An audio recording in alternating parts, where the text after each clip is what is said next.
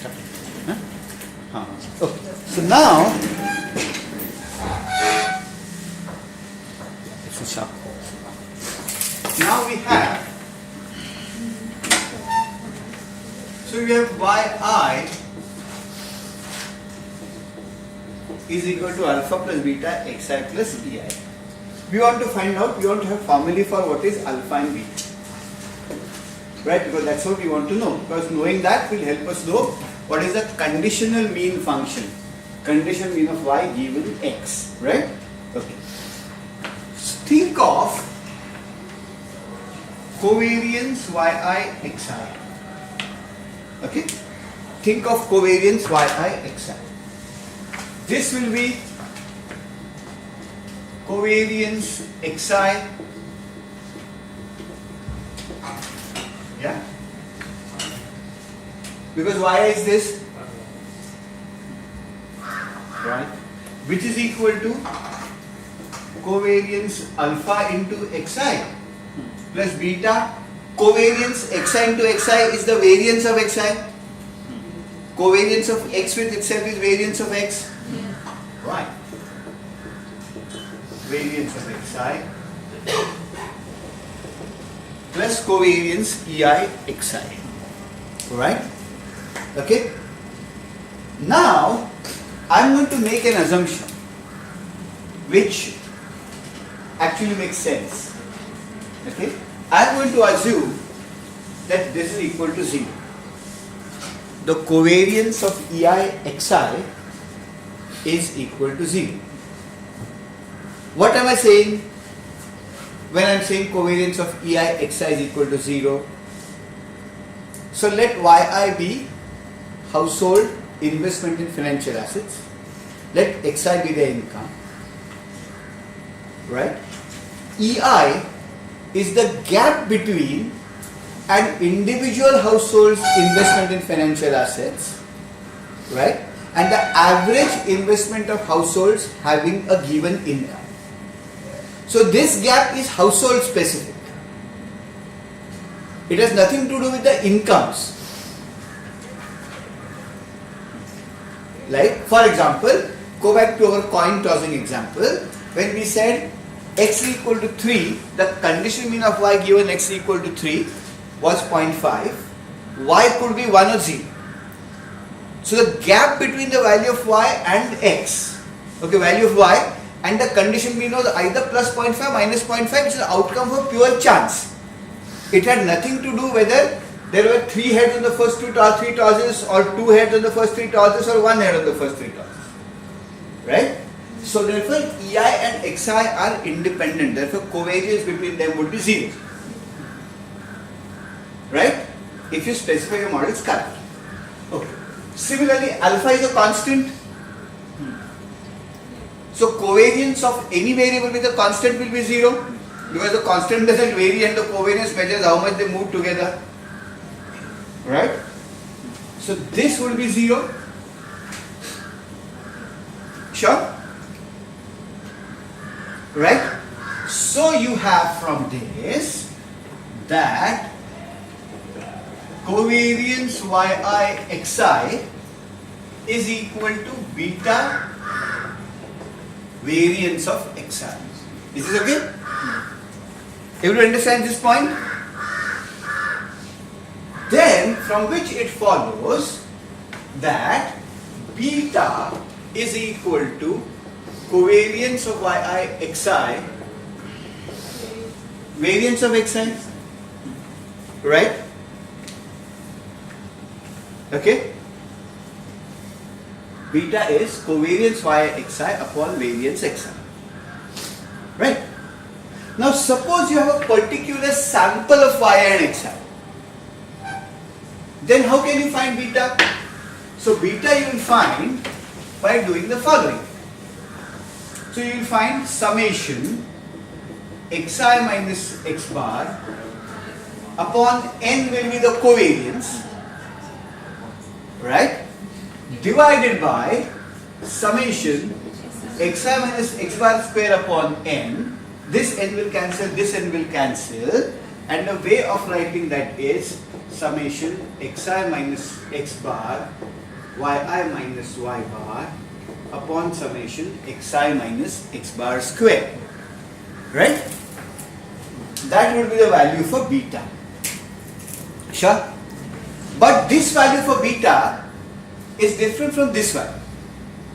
Because this value is the actual covariance between y and x. But what you have is a one particular sample. And this answer you will get will depend upon that sample that you have taken. Right? So this is different. Therefore we will call it beta crow. This is an estimate of what the actual beta is. The real life beta वो population में आ गया ना, वो non-random था ना, या 1 आ गया था अपने साथ what we did, right? And now because we have a particular sample, you will get a particular value of beta, right? You will get a particular value of beta, right? And therefore to denote that we write it as beta crow, right? Okay. अभी alpha कैसे पाएंगे? I have a doubt. Yeah. When you take the covariance of xi alpha, if it's a constant, if it's becoming 0. If alpha is a constant, the covariance of any variable is something which does not vary at all will be 0, no? Alpha doesn't vary at all, no? By definition it's a constant. Xi does vary, right? Exact. But what will be the formula, madam? The formula will be alpha minus alpha bar xi minus x bar upon n. Yes. So this will be 0, no? Right? So therefore this will be 0, sure? Because the covariance moves major joint co-movement. Right? Just because x varies but y doesn't think means that things don't move, no? Right? Yeah? Sure? Okay. So everybody's got the value of beta hat. So beta hat essentially tells you can get beta hat like this. Now the important point that I want to illustrate is, go back to the law of large numbers. This is an average, this is an average. As n becomes large, this will get closer and closer to the actual covariance like y xi. Yes. This becomes larger and larger, this will get closer and closer to this. So beta hat will get closer and closer to beta as the sample size becomes larger. Right? Okay? Sure? Actually you got an idea from this. अगर कुछ चीज estimate करना है तो theoretical देखना है क्या है और उसका sample में क्या counterpart आता है उधर डाल देना है. Like I'll tell you. अभी alpha estimate कर रहे हैं. If you have to estimate alpha, right? Okay. So do one. Find out what is the expected value of yi. Okay. Expected yi is expected of alpha plus beta xi plus ei, right? We know that expected value of x plus y is expected value of x plus the expected value of y. That we did in the last class. So this would be expected of alpha plus beta is a constant, expected of xi plus expected of ei. I just showed you that the expected of ei will be 0. Ei will on average out to be 0. So this will go on. Right? Okay? Expected of alpha, alpha is a constant. So its expected value will just be alpha. Right? So we get the relationship. Expected value of y is alpha plus beta expected value of x. अबे expected value of y तो population का है ना, हमको मालूम नहीं. But law of large numbers क्या बोलता है, उधर क्या डालना चाहिए? Population mean मालूम नहीं उसके लिए x bar will get closer and closer to expectation x. Y bar will get closer and closer to expectation y. Right? So यहाँ पर हम लोग अगर y bar लिखते हैं expectation y की जगह पर is equal to alpha plus beta x bar. Yeah? Alpha becomes equal to y bar minus beta x bar. But because y bar is based on a particular sample, x bar is based on a particular sample, I get alpha crow. Right? That's a one particular. Right. So I will now give you an example. Okay? I'll give you an example. We'll work with some real numbers now. एक तो yeah. Here we also have beta as estimated beta. Beta is also estimated. So we have to write Beta crow. over there. Where? Here? No. Niche, yes, beta crow. You're right. Because that beta is unknown, no? beta So, curve. how do we, is there any term for beta? Beta is something like coefficient something. Some term. I mean, these are all regression coefficients, alpha, beta, but I could have a much larger model, no? So, for example, financial investment could depend upon the person's income, a lot of other things. So, in general, I could have lots of variables. So, there are only coefficients of specific variables. So, if you Like, have- for example, if you think of yi as the returns on a particular share, and then if you do this alpha plus beta returns on the market, then you have a particular name for beta, no? What is that name?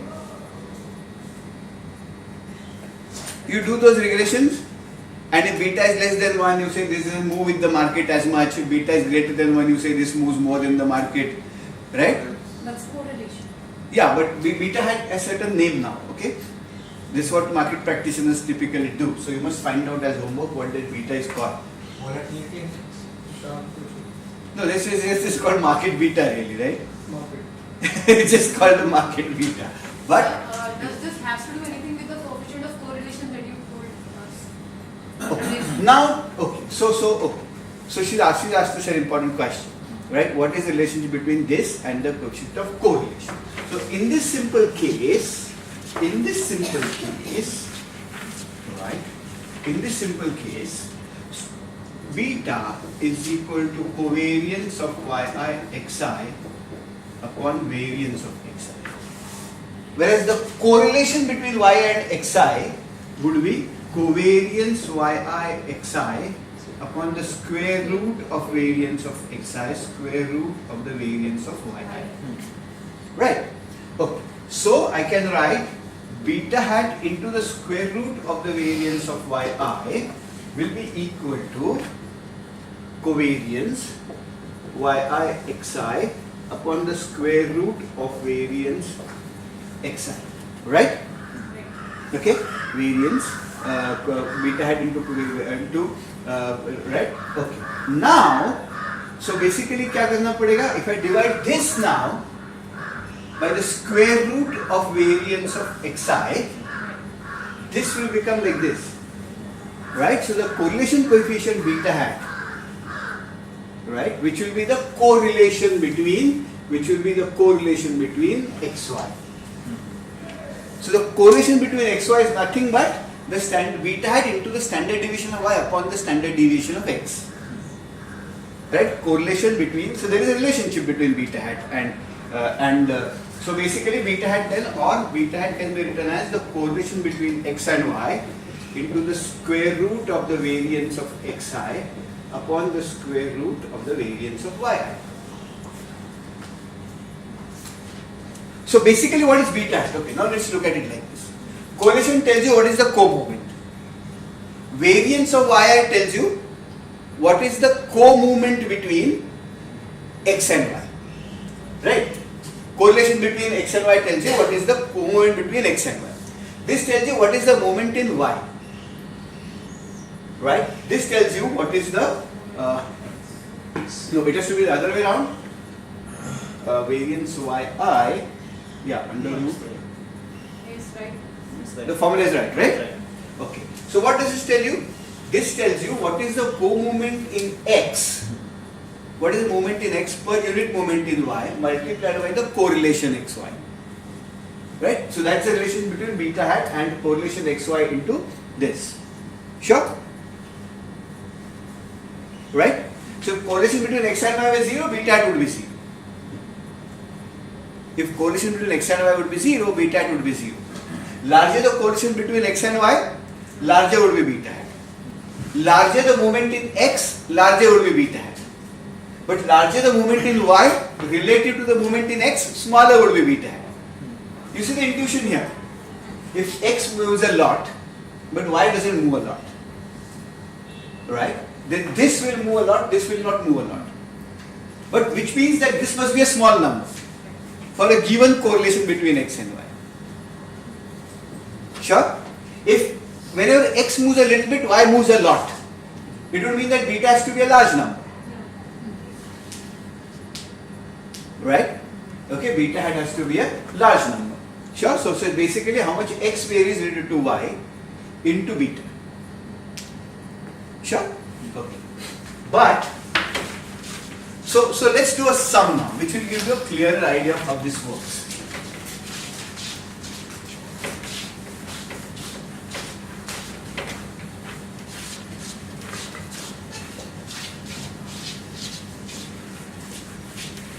So now suppose, let me go back to my financial assets business.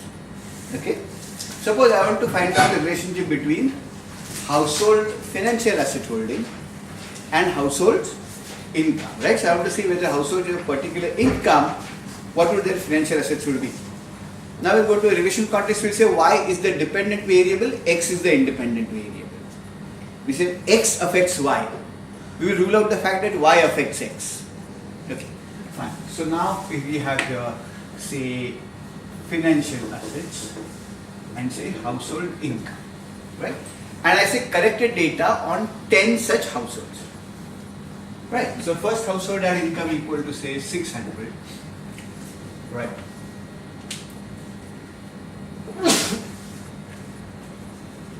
Okay, and say its financial assets were 50, okay? Suppose the second household had say 400 and its financial assets were 60. So the third household had income equal to 700 and its financial assets were 80. The fourth household had income equal to 1000 and its financial assets were 90. Right? Then you have an household which had income equal to 800 with financial assets 60.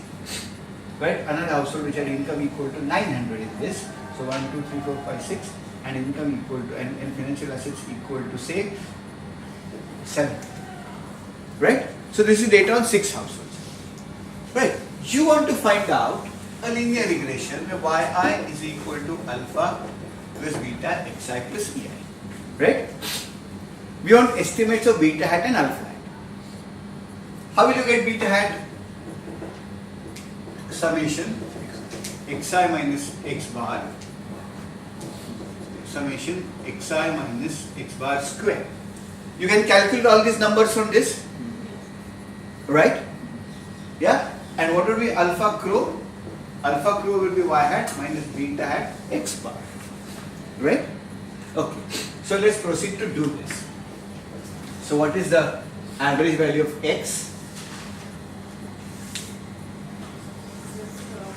Household income. Yeah, does anybody have a small laptop or a calculator? You understood the basic logic of doing this? 733. Pardon? 733. 733 is average of this Average of, sorry, it is the household income. household, right? So here, this is y x bar, 733. What is y bar?